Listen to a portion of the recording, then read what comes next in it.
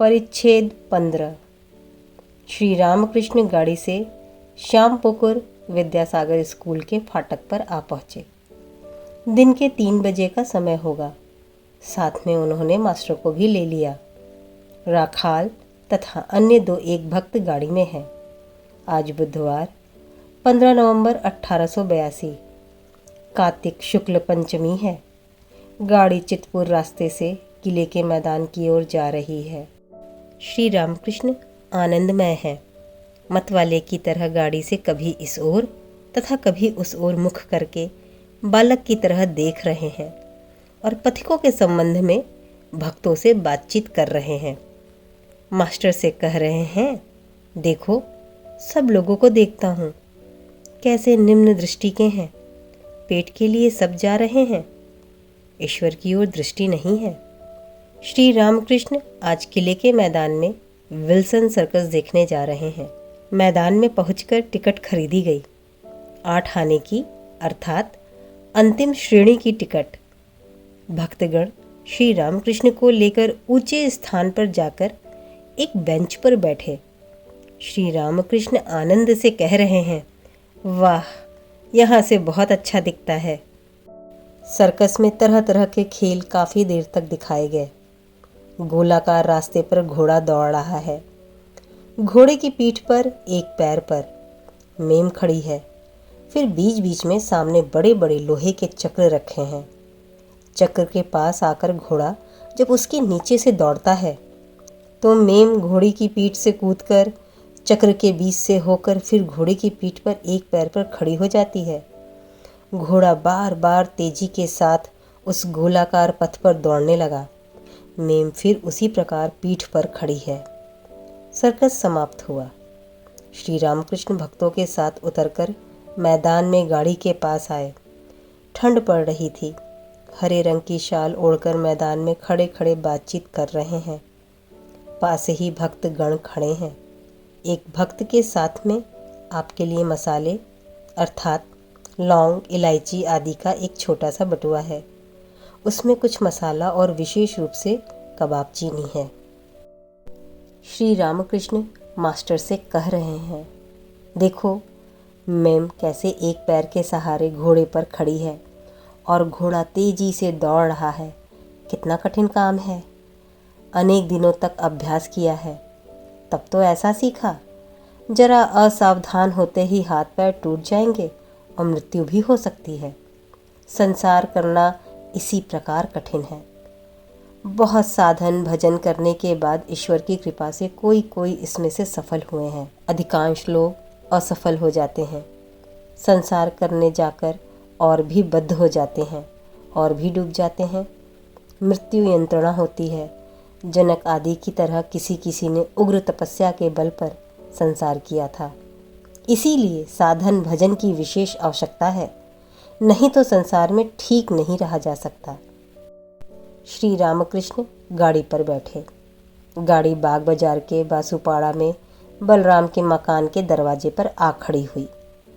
सायंकाल है, दिया जलाया गया है। श्री रामकृष्ण सर्कस की बातें कर रहे हैं। अनेक भक्त एकत्रित हुए हैं। उनके साथ ईश्वरीय संबंध चर्चा हो रही है। मुख में दूसरी कोई भी बात नहीं है, केवल ईश्वर की बात। जाति भेद के संबंध में चर्चा चली। श्री रामकृष्ण बोले, एक उपाय से जाति भेद उठ सकता है। वह उपाय है भक्ति। भक्तों के जाति नहीं है। भक्ति होने से ही देह, मन, आत्मा सब शुद्ध हो जाते हैं। गौर, निताई हरि नाम देने लगे और चांडाल तक सभी को गोद में लेने लगे। भक्ति न रहने पर ब्राह्मण ब्राह्मण नहीं है। भक्ति रहने पर चांडाल चांडाल नहीं है। अस्पृश्य जाति भक्ति के होने पर शुद्ध पवित्र हो जाती है।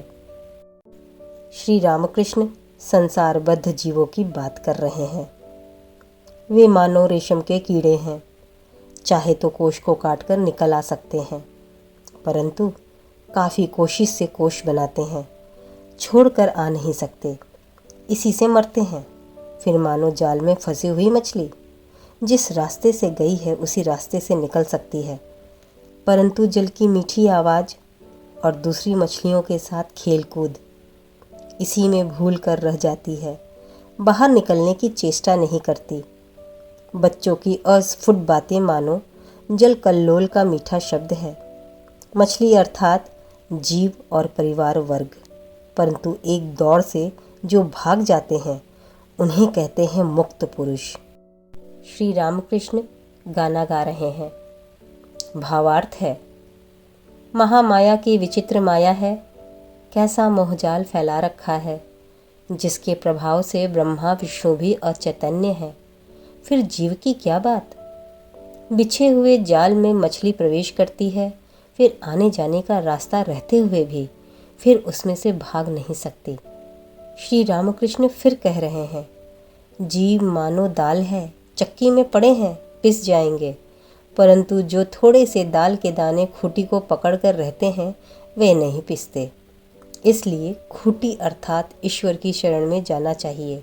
उन्हें पुकारो, उनका नाम लो, तब मुक्ति होगी, नहीं तो काल रूपी चक्की में पिस जाओगे। श्री रामकृष्ण फिर गाना गा रहे हैं। भावार्थ है, माँ भवसागर में पड़कर शरीर रूपी यह नौका डूब रही है। हे शंकरी, माया की आंधी और मोह का तूफान अधिकाधिक तेज हो रहा है। एक तो मन रूपी माझी अनाड़ी है, उस पर 6 खवये गवार हैं। आंधी में मझधार में आकर डूबा जा रहा हूँ। भक्ति का डाट टूट गया, श्रद्धा का पाल पलट गया, नाव काबू से बाहर हो गई। अब मैं क्या उपाय करूँ? और तो कोई उपाय नहीं दिखता।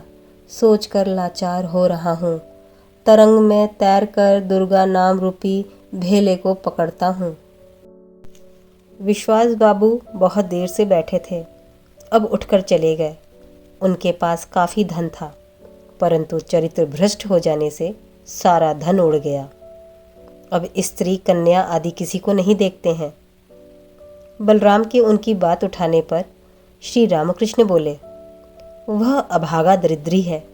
गृहस्थ के कर्तव्य हैं, ऋण है, देव ऋण, पितृण, ऋषि ऋण, फिर परिवार का ऋण है। सती स्त्री होने पर उसका पालन पोषण, संतान जब तक योग्य नहीं बन जाते तब तक उनका पालन पोषण करना पड़ता है। साधु ही केवल संचय नहीं करेगा, पंछी और दरवेश संचय नहीं करते, परंतु मादा पक्षी के बच्चा होने पर वह संचय करती है। बच्चे के लिए मुख से उठाकर खाना ले जाती है। बलराम कहते हैं, अब विश्वास बाबू की साधु संग करने की इच्छा है। श्री रामकृष्ण हंसते हुए, साधु का कमंडलू 4 धाम घूम कर आता है, परंतु वैसा ही कड़वा का कड़वा रहता है। मले की हवा जिन पेड़ों को लगती है वे सब चंदन के हो जाते हैं, परंतु सेमल, बड़ आदि चंदन नहीं बनते। कोई कोई साधु संग करते हैं गांजा पीने के लिए। यह कहते ही श्री रामकृष्ण हंसने लगे। कहते हैं, साधु लोग गांजा पीते हैं, इसलिए उनके पास आकर बैठते हैं, गांजा तैयार कर देते हैं और प्रसाद पाते हैं। सभी हंस पड़े।